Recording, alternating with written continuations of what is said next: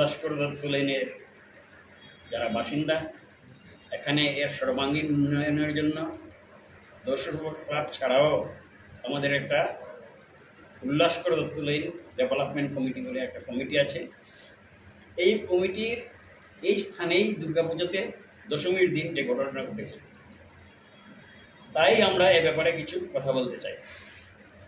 যে ভদ্রমহিলা যে অঘটনটা ঘটিয়েছে, সুজানা পুরকায়স্থ ওরফে সুস্মিতা পুরকায়স্থ, গভীর রাত্রে 12টার পরে প্রসাদ খেতে এসে যেভাবে তিনি লম্ফজম্প করে সবাইকে অপমান করে চলে গেলেন, উল্টা ওনার ভিতরেই যে ছিল একটা চিন্তাধারা অন্য ধরনের, যেটা সুস্পষ্টভাবে প্রমাণ হয়। নতুবা তিনি কেন ফটোগুলো তুলে নিয়ে গেছেন? এখানে কোনো ঝগড়াঝাটি হয়নি, এগুলো না। ব্যক্তিগত যেমন আপনার ফটো, আমার ফটো, এমুকের ফটো নিয়ে থানায় জমা দিয়ে দিয়েছে, এই ছেলেগুলো আমার উপর অত্যাচার করেছে। আমি বলতে চাই, দেখুন, যেখানে শত শত লোক জমায়েত আছে দশমীর পর, সেইখানে শত শত লোকের সামনে আপনি কি করে দুটা বা তিনটা ছেলে একটা মেয়েকে আপনার জঘন্য কাজ করতে পারে? এটা সম্পূর্ণ বানানো। এবং যদি ইতিহাস আপনারা দেখেন সেই মেয়েকে, সেই ভদ্রমহিলার ইতিহাসে দেখবেন, কারণ ভদ্রমহিলা কথাটা বলতেও আমার খারাপ লাগে, দেখবেন যে তার ইতিহাস আছে, সে কতজনকে, কত পুরুষকে, কত জায়গায়, কতভাবে ঠকিয়েছে। ইট ইজ হার প্রফেশন, আমি ব্যক্তিগতভাবে মনে করি। সুতরাং এভাবে যদি সমাজে চলে, তাহলে আমাদের সিকিউরিটি কোথায়? নির্দোষ ছেলে দুটাকে ধরে নিয়ে গিয়ে জেল হাজতে পাঠিয়ে দিয়েছে, সেটা আমরা কোনো মতেই মানতে পারি না।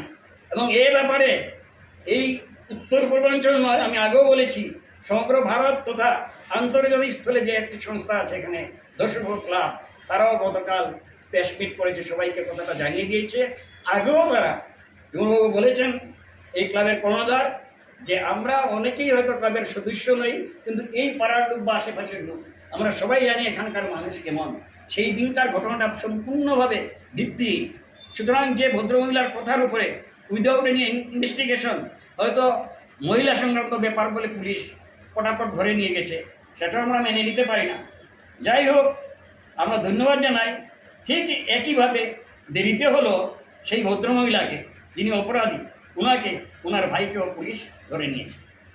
এবং প্রশ্ন হলো, এভাবে ধরাধরি করলো, সবই ঠিক আছে, যে অপরাধ করেছে তার গায়ে হয়ে গেছে, কিন্তু যে ভালো ভদ্রলোক দুজনকে নিয়ে এখন পর্যন্ত জেলে আছে, তাদের কি অবস্থা হবে?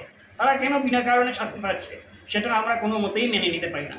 এই পাড়ার লোক, আমাদের এই ক্লাব এবং আশেপাশে যারা আছে জনগণ, সবাই এই ব্যাপারে একমত। আমরা জেনে এসেছি যে আমরা যদি প্রশাসন এই দুজনকে বিনা শর্তে অতি শীঘ্র মুক্তি না দেন জেল থেকে, তাহলে আমরা বাধ্য হব গণতান্ত্রিকভাবে একটা আন্দোলনে নামতে।